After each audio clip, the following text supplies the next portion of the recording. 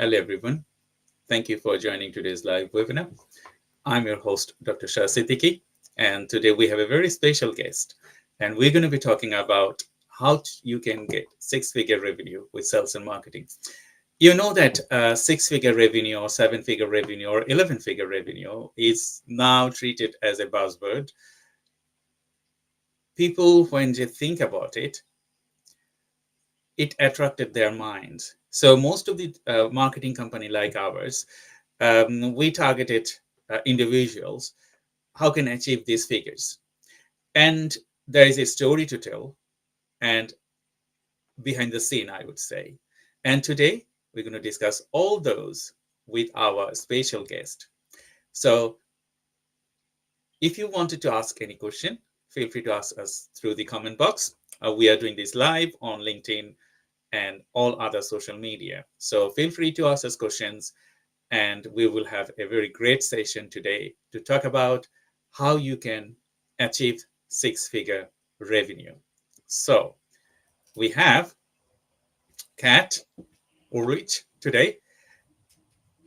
She's a marketer, and she has worked long enough to talk about these subjects, and we've been talking about it, and we fixed the title to talk about it. Okay, what is actually the six-figure, seven-figure, or 11-figure revenue, and why people are attracted to this? So, 𝐶, thank you very much for joining today's live. How are you today? I'm good, thank you, Shah. How are you?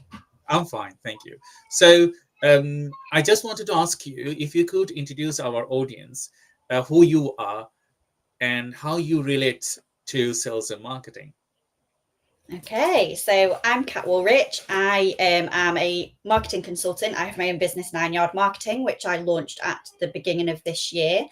Prior to that, I'd spent 16 years in marketing agencies, so working with clients big and small, everything from startup to global companies, really helping them develop that marketing strategy and what's going to get those results, getting really clear on who their audience is. How you resonate with that audience before jumping straight into the tactics, which is what a lot of people do. So I tend to work as a fractional head of marketing for clients, and basically sort their marketing out. I go in, I class myself as a fixer a lot of the time, and really set those foundations. That's great to know, Kate, because marketing is a special thing. Nowadays, I think everyone become a marketer. They understand the market very well. Even if you don't, they understand the market well. They wanted to try, and this tendency mostly on the slowpreneurs. Those people, they start their business alone. They wanted to achieve everything by themselves, not spending any money Yeah. for experienced people like you or like us. And they are in this puzzle to make their momentum. What we should do, when we are a slowpreneur, uh, we really need to start marketing if we are not really have that expertise. What do you think about that? I think, yeah, you are absolutely right with we've got so much information at our fingertips now, especially with social media and things like that. Everyone kind of thinks they're an expert in it, which some people are. I've met clients who have built massive businesses with just a bit of hope marketing, but then it's how do you take that to the next step? And it's like, yes, six figures is that buzzword, or maybe seven figures, or taking that up. But I think where a lot of people fall down is it works for a little while, and then actually if there's no strategy, there's no foundations, it can stop working. And I get it. I'm a solopreneur. I don't want to fork out any money. I've only just started my business. But there are elements where I will. I have an accountant because I've got no clue about that side of my business. And I do think it's important to perhaps engage the experts at the beginning, even if it's just for something like a power hour, or you pay them for an hour of their time to just talk you through that process of setting those foundations so you have an idea. Because at the end of the day, you don't know what you don't know. You might think, oh, I'm going to do social media because that's what everyone does. And that's great. But if your foundations and messaging aren't right and you're not resonating with that audience, it's only going to take you so far. I totally agree with you. I also have seen that, when you start your marketing journey, you think that people are posting. I can do that. But not everyone can do that. Even in sales, people say, okay, he's selling. I'm a good person. I'm very good at talking. I can sell it. Maybe you can sell one or two, but as you said, mentioned that there is a stage. After that stage, you don't have that knowledge. You don't have that, experience. You don't have that strategy. The other thing that you just mentioned, that without a strategy, you are nowhere. Yeah. Yes, you can ask nowadays to build you a strategy on ChatGPT. ChatGPT can give you a strategy, but ChatGPT strategy and a person like you is totally different, isn't it? Yeah, I mean, the AI is a massive, massive topic at the minute, and it's going to replace everyone in marketing. It's going to replace everyone in who does end of year accounts. It's going to replace all of this, and it might eventually. However, what it isn't is a human, and it doesn't have that lived-in experience that a human has. And I know you can teach it and program them, but I think what it can't do is, perhaps right now it can't ask you those questions. So when I start working with a client, I ask questions that perhaps they haven't thought about, and it's really important. Some of it is about the situation analysis. So where are we now? What has worked? What hasn't? What, like, a simple SWOT analysis. Most people have heard of a SWOT analysis, and that is a real big, being honest in that SWOT analysis as well. Like, AI right now won't be able to tell if somebody's being honest. If I'm sat across from somebody and they're not giving me what their weaknesses are, I can probe, because that is where we can then build on that opportunity. And everyone has competition. I heard somebody say the other day, there's no such thing as a USP anymore, because you'll develop something and then somebody else will just come across and copy it. And to an extent, I agree with that. However, there are still ways to differentiate yourself, and that's how you're going to move the needle. And I think people are a little bit scared as well. ChatGPT is quite safe. A lot of the time I will push boundaries with people of how can you be different. Don't be scared to put your head above the parapet. Just do it, because that's how you're going to engage with people longer term. I totally agree with you. As I have a PhD on AI, AI is nothing with your data. Yeah, you just mentioned about, like, you make this strategy. AI can make this strategy. That's okay. Maybe it can make a strategy better than the human, but it doesn't have that sense. If you're in a problem, how you resolve those.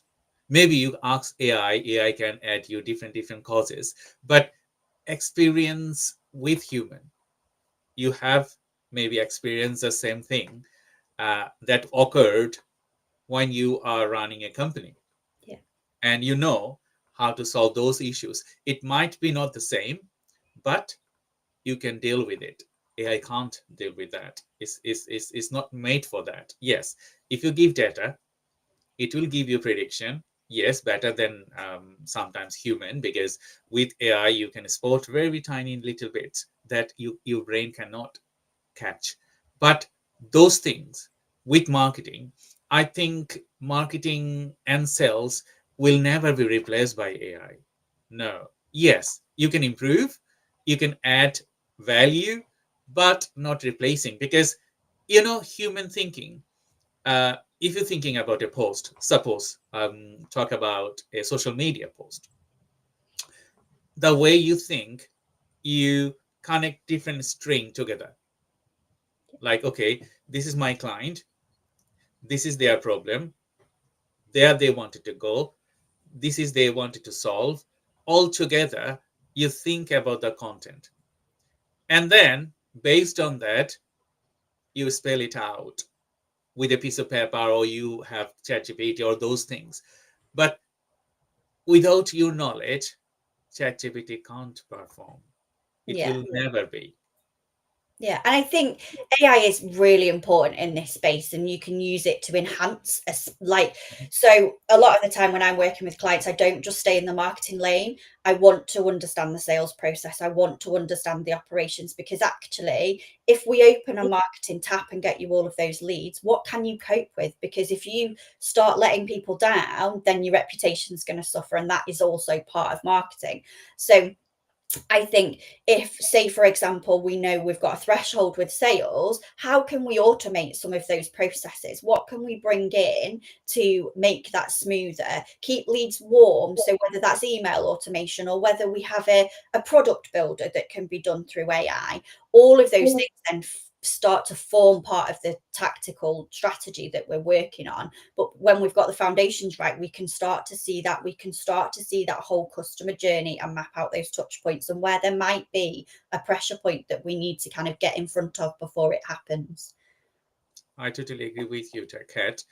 Um, because when you think about AI and marketing and sales, is different string anyway, because uh, you have experience as a salesperson, and sometimes people fail to understand the core differences between sales and marketing. Yeah. You remember that we have talked about it offline, like sales is a different thing and marketing is a different thing, but they are a married couple. They're a married couple. Yeah, that's right. So if you think that, okay, marketing will get you sales, that will never happen. Or if you think sales will, you will get sales without marketing, that will never happen. Yeah. So it's just like working together. So our next segment, we wanted to talk about how it can enhance, to earn six-figure revenue, what we need to do to get to that answer, uh, how we can get six-figure revenue. Because people normally they think that we I receive, maybe you also experience the same thing, that people will email you or message you on WhatsApp or social media, that okay, I will get you six-figure revenue. But one question I ask them: do you know my current capacity? That's one thing. Because if you don't know my current capacity, how could you earn me six-figure revenue? Doesn't matter what you, maybe you are very excellent with your methodology, you are very excellent with reaching customer client, but do I have that bandwidth? So in that scenario, what do you do? So for me, it goes right back to that strategic process. So the first part is situational analysis. We've already kind of touched on that. The second part for me is setting those goals and objectives. So that goal might be six figures. It might be 500,000. It might be 250,000. It doesn't matter. It's about setting that goal and then aligning to that goal. So can we fulfill that? What do we need to fulfill that? And that's where you then start to bring in the rest of the company. So whether it's operations or whatever that looks like. But once you've got those objectives in place, then you know what you're working to. And I think I've worked with businesses, I've worked in businesses where they've gone, oh, we're going to get to £1 million. That's our goal, with no actual thought behind it. And you might get there, but do the wheels fall off on the way? Have you actually strategically thought about how you're going to do that? Not just from a marketing point of view, but from a personnel point of view, from a supply chain point of view. And that's why doing the situational at the beginning is really important. If you've got your SWOT, you'll understand your external factors, your macro and your micro. Like, can you get workforce to fulfill what you need, and all of that, and you can tailor based on that, and you will also know what budget you've got to then potentially drive that marketing forwards. Because I've never met a company, and I've worked with some massive companies who have an endless pot of money for marketing. So sometimes you then have to prioritize what that looks like. And the other big thing is setting a time scale. So if somebody comes to you and goes, oh, I'm going to get you to six figures, great. In what time scale? Because if you're doing it in 6 months, the wheels are going to fall off my business and it's going to crash and burn. But if you're doing it in 5 years, that might be a bit too long. So setting that time scale and that plan as well is really important. That's the great. So I just wanted to show you Harun Rabbani said, hello, Kat and Dr. Shah. Thank you very much, Harun, for your message. And I will ask everyone, if you wanted to ask us any question, feel free to ask us through the comment box, and we will try to answer your questions. And we're hoping to get many questions as we can answer. I also have a message from Terry Arnold. I look forward to hearing with Kat and has to say. Thank you, Terry. Your message did not appear to our panels. Maybe you gave this message before starting the lives. So if you wanted to ask us any question, feel free to ask us through the comment box, and we will continue our conversation. So our next segment, I wanted to touch about the mindsets and planning behind revenue growth. So, when you talk about, you just mentioned mindsets. What mindsets do you have to be? And what we need to understand, because sometimes some people, they will think that they don't want any marketing, they wanted to have revenue growth. Some people, they will say, I would do marketing and marketing will get the sales generated. But these two different things, how you differentiate these two different string, and what would be our mindset for doing that? That's a really good question. I think for me, it does all go back to that. What are your objectives and how are you going to get there? I think people get very scared by the word strategy a lot of the time. I've spoken to people in marketing manager roles who they go, oh, the CEO, the MD's asked me for a strategy and I don't know what to do. All the strategy is how are you going to get from A to B, and understanding the background of that. So for me, it might not be about what you want. It might be about what's actually going to work. And sometimes you have to eat a little bit of humble pie, because there is an expert out there who can tell you that you're an expert in your business, you're an expert in your product. However, there are people out there in marketing who are experts in getting that product or service out there, getting that message out there, helping you be different. So I think it's not always about like, I want to do this. It's about what is going to work. Like me and you, before we went live today, Shah, we were talking about, actually, I really don't like being on lives. I really struggle with it. But I know to set myself out as a thought leader, that is what I need to do. So my mindset has to be, I have to push myself out of my comfort zone a little bit to do that. And I think as a business owner, you are constantly pushing yourself out of your comfort zone. But take the advice where it comes. One thing I would say, take that with a pinch of salt. If somebody's messaged you promising you they're going to get you 6 figures, I would take that as a red flag. If they're saying that without knowing anything about your business, run a mile. Like, don't just, and there are loads, I get them. And I feel like replying sometimes and said, have you actually looked at my website and understand what I do? Because you're telling me something that I already know. So yeah, I think that answered the question in a roundabout way. Thank you for your clear answers, because yes, I most of the time I ask the same question to people. They are asking me, okay, I'm going to get you 6 figures, but getting a 6 figures or 7 figure or 11 figures, some people, they say 8 figures now. Okay, so previously it was 6, 7 and 11. Now it is 8 figure. So we need to know, like, okay, I have that strength. And people has to understand their strength and weaknesses. As we say, when you do businesses, you need to have a SWOT analysis of yourself, who you are, what you can do, and how much you can do. So all those things will determine that, okay, are you way to the 6 figure, as you say, the 6 months to 5 years, depends on your stage. Like, okay, is it 6 months? Are you spending enough money to get 6 figures? Are you spending enough experienced people to get to that levels? Because when you work with company nowadays, it's not all about that you have to have a good website, then people will jump and start buying from you. It's social media, it's technology, it's people, and it's who you are.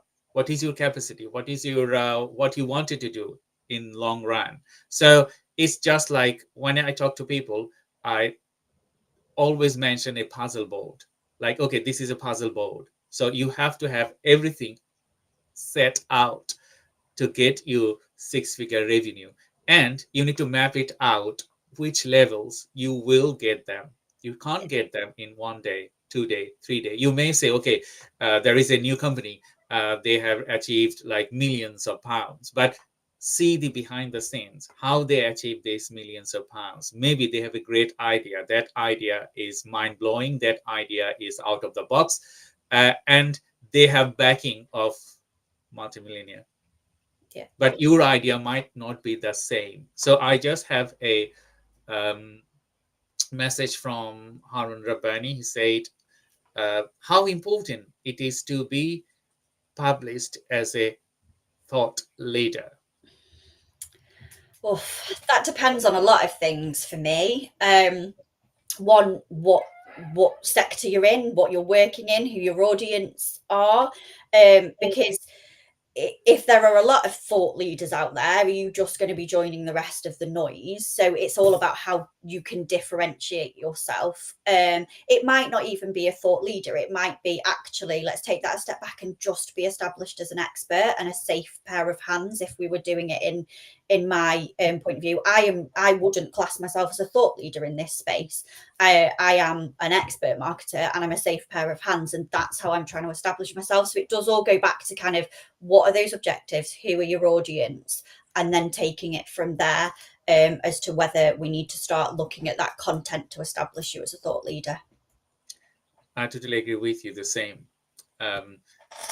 Some of the work that I do, I think, okay, I'm a thought leader, but some of the work, I think that I'm an expert. So, Harun, your question that it is, if I'm just gonna, how important it is to publish. It depends actually what you wanted to publish.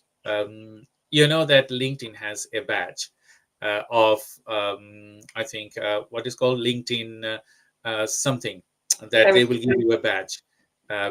Okay, I got that badge, and later I did not have time. So after a couple of months, the badge will go away, and then you have to contribute in different subject matters. And I think as a thought leaders, it is important how you contributing the knowledge to the population that you wanted to achieve. So that time you would think about publication and all those things. But otherwise, if you're an expert, if you're working with businesses like Cat does or like we do, publication could be a part, but here, publication is not the main thing. The main thing is to how well we perform and how we get the businesses to the next levels. And sometimes you may have good experience, sometimes you may have bad experience.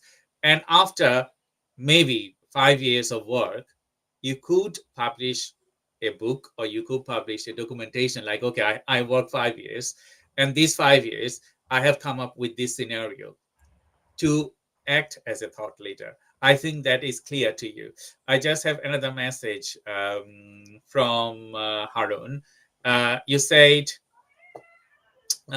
you have built a business around being both strategic and deeply human in your approach. What's one mistake you see small businesses making that stopping them from hitting six figures? What would you do differently? That's the $1 million question, isn't it? Question.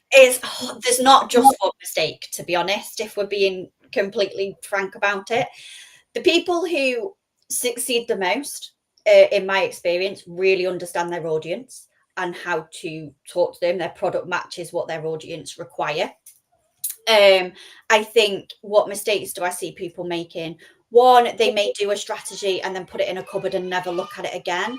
Marketing is an evolving beast. It's constantly changing. So I think once you've got your initial strategy in place, it's about learning what's working, what's not, evolving, pivoting, to continue that growth. The biggest mistake is not having the foundations in, not understanding who your audience are, how to talk to them, not being brave enough sometimes to differentiate yourself. I see a lot where people go, oh no, we can't say that because of X, Y, and Z. But why? If it's a big differentiator, I mentioned it before about the USPs. there's a lot of people probably that do, there's millions of me out there, let's be honest. So I have to work really hard on what my differentiator is, and that is actually me. So I am quite direct, I'm quite straight talking, and that's what I play on. I'm not going to fluff, I'm not going to lie to you. If something's not working and it's something I've put in, I'm not going to hide it, I'm going to tell you. And people either love that or they hate that. But that's what I've played on to differentiate myself a little bit out there. Now, don't get me wrong, there's a lot of other people that are doing that, so you have to continually work hard on it. But for me, if you understand your audience, understand your pain points, and you're willing to evolve with those, you will get there.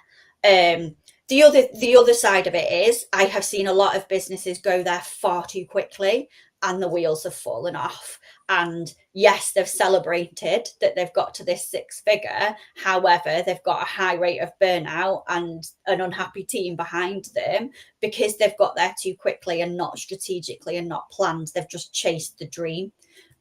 So yeah, hope that answered your question. It's the same. It's the same here, Kat, because as you said, solid foundation. Yeah. And when you talk about solid foundation, you intend to get less clients. I have this experience with me. What people want, they want tomorrow to become a millionaire. They don't want to stay and grow strategically. As you said, you might get six figure, but at that stage, you might fall. I have seen many businesses that they achieve their goals, they're very happy, and at that stage they fall back, and the recovery from that fallback is not straightforward. It takes ages, it takes years, and then you just lose everything. Yeah. I myself have seen myself with my television business, with my other businesses. So experience is matters, as well as strategy is matters. Before I have done my PhD and all those years of businesses,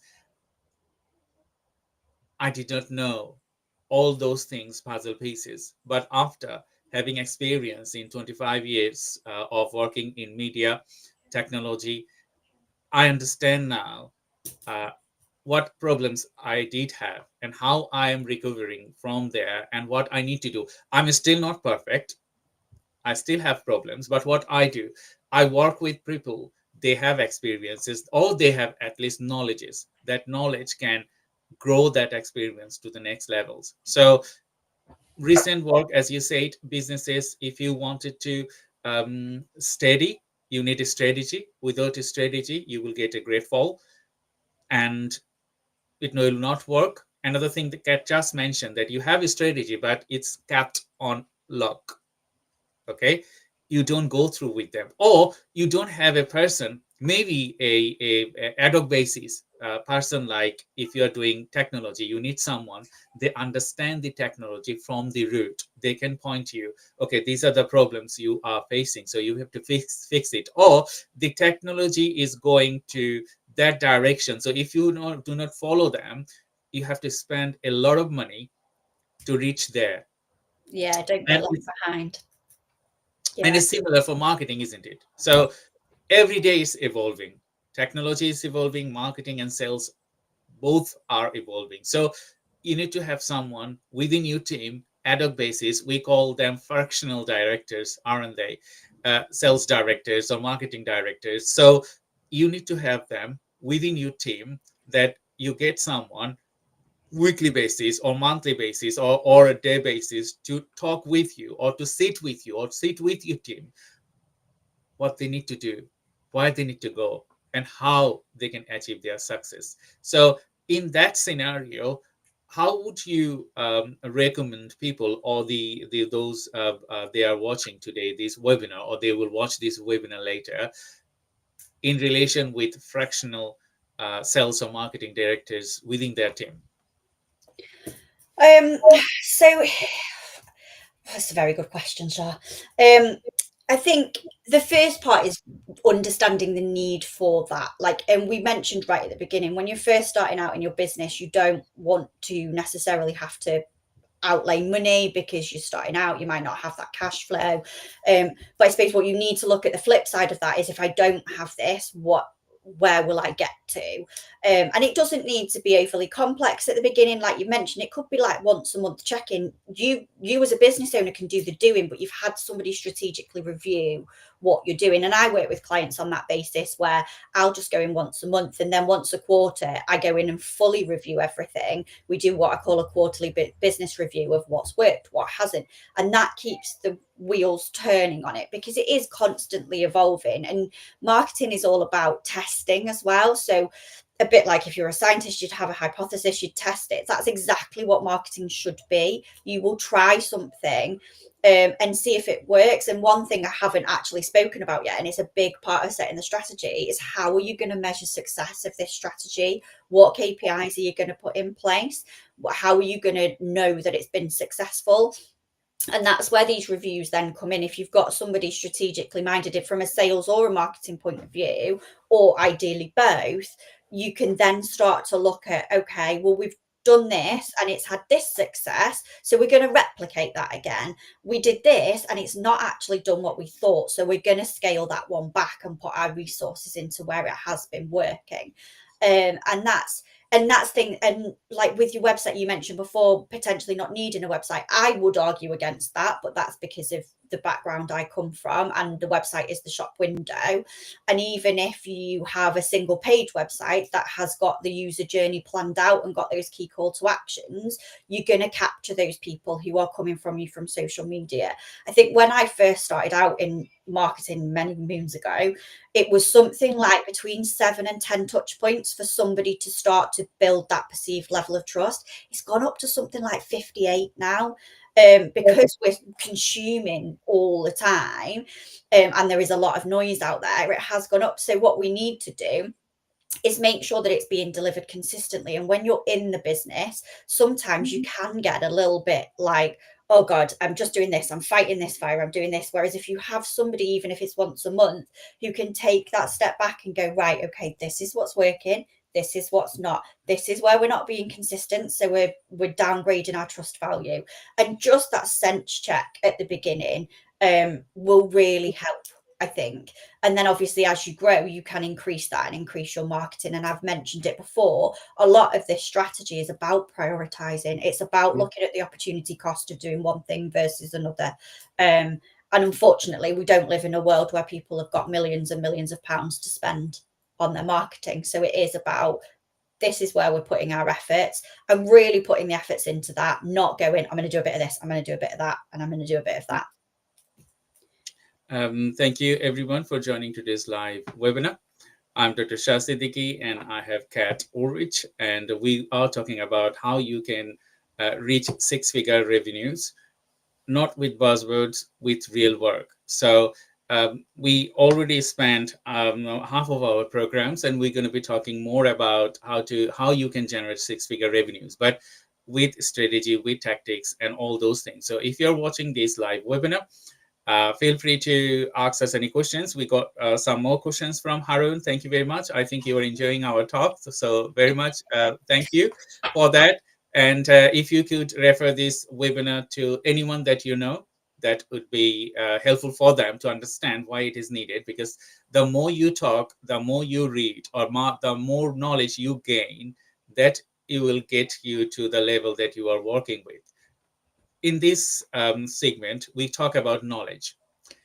You know that if I compare 10 years, I would say, back and now, it's a huge differences between knowledge. And people think that we got huge knowledge, we are knowledgeable. Okay? But that's not the case. Why? I would say your experience and knowledge work together.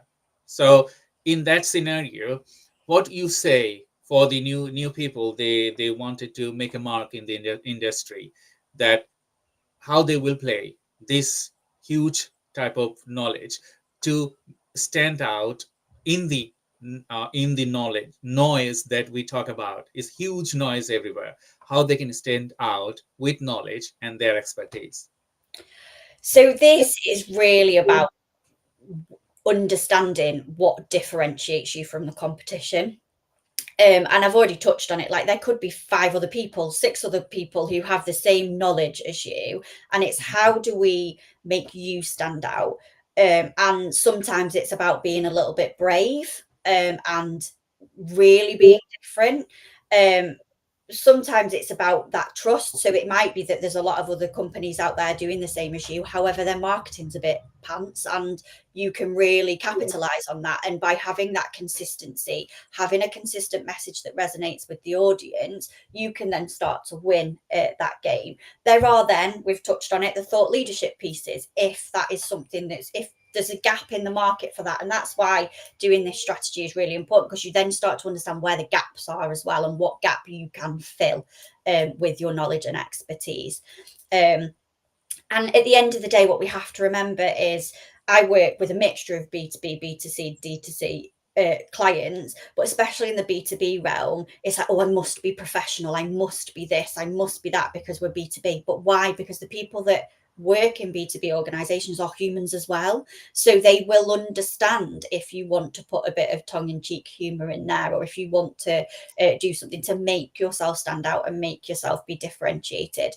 I worked with a client once who were the top of their game, but no one knew who they were, because other people used they were a research company, other people used their research and put their own brand on it. And I was a bit like, well, why don't you just be like powered by XXX? Because then your name is getting out there as well, and people understand that you're actually doing the hard work. Oh, we can't do that, we might upset someone. But why? Just be brave. Just play on that. And same as like if there's brand tensions, if you're really small but you're going after global, like play on those brand tensions and try and find ways to differentiate yourself, because knowledge and expertise is one thing, but like you say, there is a lot of noise. The biggest thing is, how do I stand out in that noise? And the way you're going to do that is by truly understanding your audience. Use your audience tone of voice. So I see a lot of people making mistakes where they create their messaging around what their investors want, or what their board want, or what they think. However, if you can really get in with how your audience talk and use that audience voice, you're going to resonate with them more and therefore succeed more. Thank you very much. So we got some more messages from Harun. I just wanted to point out, Harun Rabbani, we work together. So, okay. As you said, that I was a little bit confused about Harun Rabbani with his new photos with the hat on. So I wasn't thinking that Harun Rabbani is we work together. We are business partners and developing something together. So thank you, Harun Bhai. It was my mistake. I did not see with a small picture that you are the Harun Rabbani that we work together. So thank you very much. So as I wanted to point it out that you just mentioned previously that websites is a key thing nowadays. Yes, I do agree about that. But people talk about landing page. I have another client, Terry Arnold, from Terry Arnold Consultancy. He was my. We also work together in different space, and he just sent a message here. Thank you, Terry, for sending your message through. Dr. Shah, please thank Kat. I find her explanation are really down to earth. Thank you very much, Terry, and thank you very much, Harun. Harun also produced podcast and as well as webinars. And he specifically tailored different methodology to his target audience. So thank you everyone for sending your message through. I also have another message. Anyone else got this randomly recommended? I'm not sure what you meant, but if you're watching this from YouTube, so this message is from YouTube, because as I said, we are broadcasting through several channels. So thank you for watching this from YouTube. Sorry, excuse me. And we're going to be talking another 20 minutes. So if you have any questions, feel free to ask us, because Kat is here today, and I think we're going to be having more live. What do you think, Kat? You're going to capitalize on it while it's going well. My imposter syndrome be gone. Yes. So we're going to be having more lives. So I would ask you, if you have any specifically question tailored, you can send it to me or Kat. Then we can talk about it in sales and marketing, because it is a niche field. Sales and marketing is totally different field, but niche field. As I said, they are a married couple. So if you have right combination of work and strategy together, you can make good differences. But if you don't have right combination, like the wife doesn't talk to the husband, and husband doesn't talk to the wife, and they don't know what they're going on in their mind, and they don't discuss it, then it's a disaster. You could do lots of different things, you could spend a lot of money, but you will not get what you are looking for. So in this segment, we just wanted to talk about, think about a scenario that I have technology and I have a good person within my team. People talk about landing pages. What you need to look into when you develop a landing page. So, like, what makes a good landing page? There's obviously there's UX fundamentals, and humans are creatures of habit, so they tend to expect things in certain places. So it's there's often a balance between this like really fancy design, making it look amazingly visual, versus where a user expects to see a call to action or see a contact button. um so I would say, if you're creating a landing page, really look at those fundamentals. I'd say really look at hierarchy, creating a hierarchy. I can't say that word. Creating a hierarchy for the content. So what is it that you really want to achieve on this landing page? If it is a landing page for a lead conversion campaign, then you know you need to have your call to action and strong proposition above the fold, smack them in the face, off you go, because you have less than 3 seconds to grab their attention. If it's something different, I would say start with a basic wireframe. It doesn't need to be anything fancy, but start with that wireframe and really plan out that real estate of, is this going to hit those objectives? Does this content resonate? Is that button in the right place before you even go into build it? And I think that's where people make a lot of mistakes, is they go, oh, I want a landing page, and just shove it up straight away without a plan.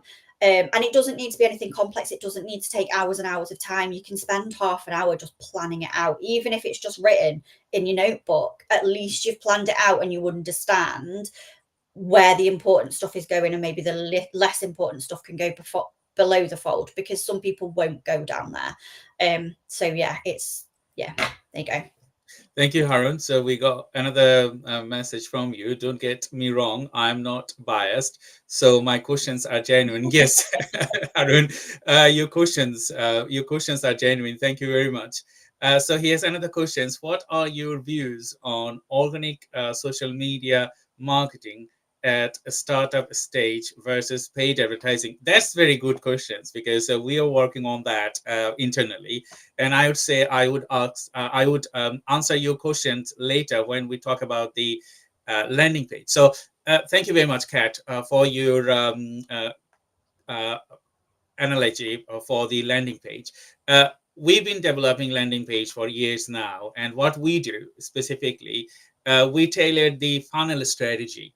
It might be different for different people, but what we do, as you said, it doesn't have to be very noisy, because you need to think about, when people see your landing page, it's just like shop window. You just mentioned earlier that your website landing page is a shop window. So I give this example to many times to many of my webinars, that if you go to Harrods, what you see there, you see human people projecting different things, isn't it? Yeah. And they started it, and now you will see that big chain shops like Marks and Spencer or Waitrose, all those things, they are also copying those things. Like, your shop window has to be attractive. Doesn't matter what you do. If you go to a shop, or even Sainsbury's or this, you will see such kind of posters. Good food attract people, because food is one of the hook that people can hook them. So you need to have some hooking elements on your site, at the beginning Yep. that hook people, whoever they are. If they can stay to your landing page 19 or 30 seconds, then you are successful. So when you designing a landing page, it has to be scrolled down under 30 seconds. And specifically, if you cannot do that, the customer will go away because they wanted to see exactly what you wanted to do, what you wanted to achieve, and then they will add your buying choices. Another thing that we experience nowadays, AI is there. So people, they don't have time to go to pages and pages and pages. What they want a messaging bot on your website that they can just write. If he's in e-commerce, they just write, okay, I want something. They will add a photo and they will search, okay, do you have this? Or maybe they will add a copy and paste something from web. They will ask, okay, I want that. Or answer me these questions rather than spending so much time on the website. That's the habit we are changing now due to technology. Yeah, and I would take that a step further, that people aren't actually, people have seen, we've seen a trend of landing page traffic going down because actually people are just reading the AI snippets that compare things for you. So it's then about making sure that the content on your website is good enough to be picked up by that, and then you're appearing in that first stage of kind of that awareness research phase, that you are then appearing there. So it's not just about kind of what you've got on your pages, how you're going to appear in those AI searches as well. Yeah, that's totally right, and I totally agree with what you say, because when you plan, and probably you will be very if you're thinking like, okay, I don't have that manpower, how would I do tailor or cater all those things? One thing, I most of the time I talk to my clients that if you are in business, if you do not have manpower, as I said, you can have fractional directors of technology, marketing, sales, and admins, and a lot of other people. You don't need to hire them. That's one thing. And another thing, if you are in a business and if you do not have enough funding, you cannot grow. You need to have funding. You need to spend money for technology. You need to spend money for marketing and sales. Because if you wanted to hire a fractional directors, they wouldn't work free, will they? They have families. They have to run their businesses as well. So either way, you need to invest. Either way, you can get partnerships. So nowadays there is a very much partnership model. So I get offered many of the time that, okay, come together, we work together with a partnership model. Like, okay, you will pay lump sum, but you will get a percentage of the business if that grows. That also an option. And I think, Kat, you also have many messages from there, isn't it?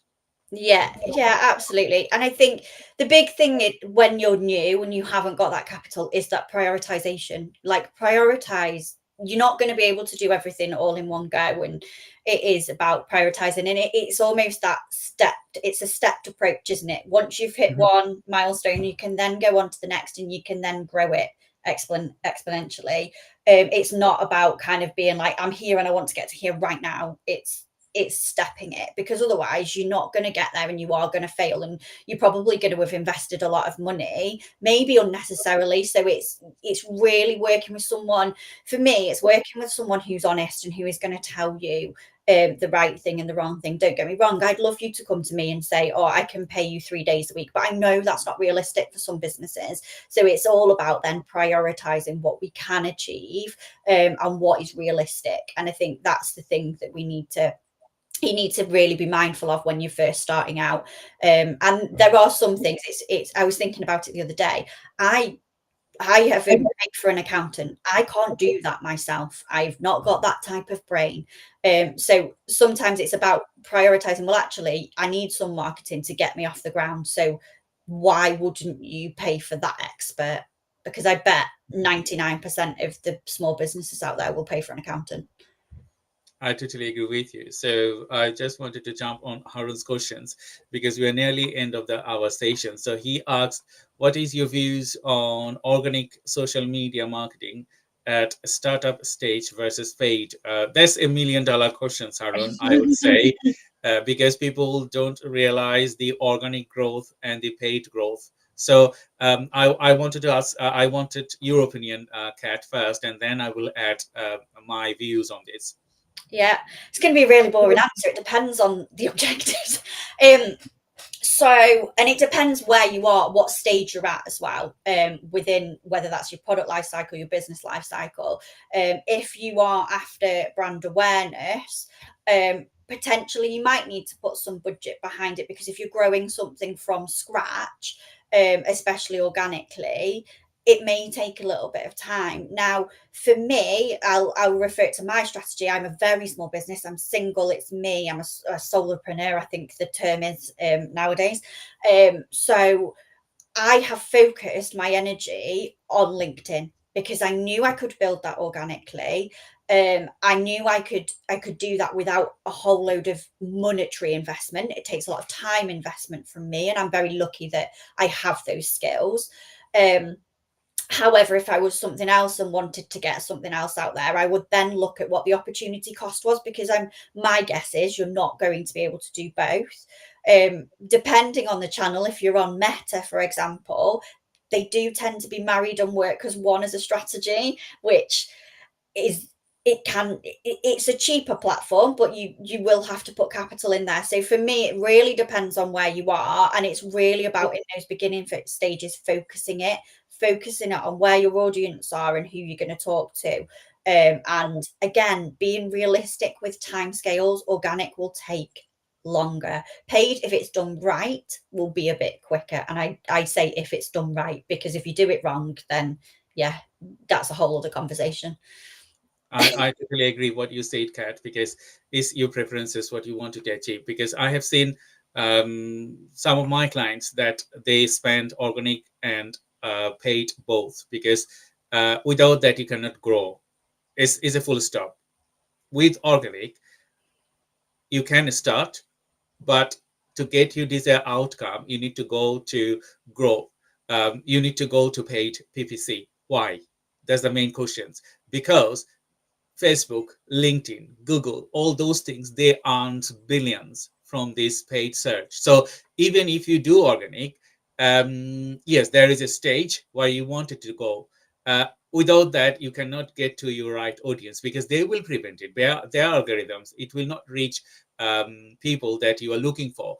But we also experience, like Terry Arnold, with organic post and everything, we reached 500,000 people with one post.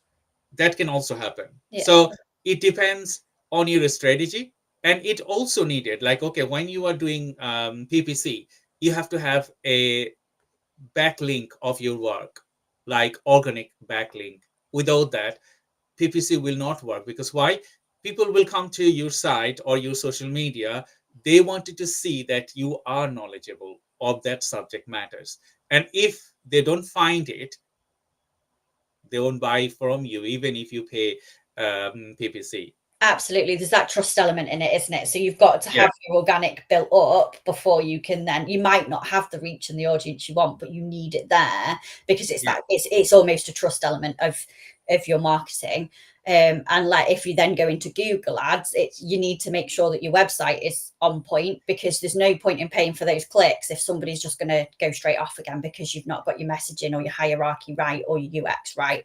And also that's why it depends on why I took it back to that product life cycle, or where your brand life cycle is, because Google is very much searching with intent. So you kind of require a bit of knowledge about that product or about that service, at least at a top level. So all of those things kind of fall into one for me. I totally agree with you. And another thing that you just touched about website and Google, because some people, they would say they have a website, but they don't have visitors. What you need to do. So I think, as I said, it's a puzzle pieces. If different things work together, it's just like a human body. You have eyes, hands, legs, and all those things. And without one another, you cannot function. It's similar like that way. The social media and technology are combined together in a way. It's like a human body. So you need each of the pieces to work perfectly, to work well. Mm-hmm. Google earns millions with paid search. They also want you to list your website to Google search engine or any other Bing or any other search engine, and there is a process. Some people, they would say, I have a website, but it's not getting out there. Yes, because building website with technology and getting it ready for search engine optimization for SEO is a different thing. You might have traffic, paid traffic, but when you stop that paid traffic to your website, it will fall because you don't have the backbone. As I said earlier, you don't have the optimization of your site that it will stay to that levels. So you have to have embedded methodology to get to that level. So everyone, it was great pleasure to talking to you, and we are just nearly end of our session. So thank you everyone for joining this live webinar. We're going to be having more lives if we may in the future, planning and talk about sales and marketing and all those things with Kat. And at the end, I just wanted to ask you key takeaways, what you want our audience to take away from this webinar. How important strategy is for everything in business, really. And it's not a scary word. It is just about how you're getting from A to B in a sustainable, measurable way. So yeah, and the biggest thing, understand your audience. If you're going to do anything in this world, in this life with your business, understand your audience. Mm-hmm. That's great. And thank you everyone for joining today's live webinar. We just have another few minutes, so I just wanted to ask you, Kat, do you have any message, and how the people they can contact you? So contacting me, I have a website which is 9yardmarketing.co.uk. So all of my contact details are on there, or you can find me on LinkedIn. So I'm under Kat Woolrich on LinkedIn, and feel free to drop me a message on there if you need any strategic marketing support. Mm-hmm. What typically you look when you work with your target audience? So my client base tends to be scaling SMEs. So people who have been doing it a few years, had some success. They've done what I call hope marketing. So they've thrown a bit of stuff out there and it's stuck, but there's no real strategy behind it. Or a favorite of mine is I get people ringing me going, well, I'm doing marketing, but I'm not getting any leads. And then I go in and help them sort that out, and spend a lot of time in those foundations of like, where are you now? What are your objectives? Is your brand messaging working? Does your visual brand work? Then onto the website, and then onto what the tactics need to be. So yeah, anyone who is kind of at that point where they think, actually, I need to start taking marketing seriously, but I can't really afford the investment of hiring a marketing director or a head of marketing, I'd love to speak to you about how we could work together. Thank you, Kat, and thank you, everyone. Thank you. So please stay on the line, Kat. I'm just gonna say bye bye to the audience, and we will have a we will I will buy I will say you bye bye offline. Okay. So thank you everyone for joining today's live webinar. I think it was a pleasure to talk to Kat about today marketing and how you can build a six-figure revenue, because six-figure revenue is a buzzword, but it won't be buzzword if you work strategically, as you understood from our long talk that you have to have a strategy, and based on that strategy you can build six-figure or 10-figure or 11-figure revenue. Doesn't matter, it will be endless. So think about before you start something, because it's a puzzle pieces. You need to have right full thinking for every puzzle pieces that you wanted to embed to your current efforts. You may do one to another, but that's okay. Most important things, you have to do it first, and then you can move back to the other one. So thank you, Kat, for your time today, and thank you everyone. I Bye bye for today, and we will welcome you probably in next few months. And thanks for watching today. Please like and share and subscribe to our newsletters and YouTube channels. It will help us to bring Kat or similar marketing directors and sales directors to this program. Until then, stay tuned, stay blessed, and bye bye.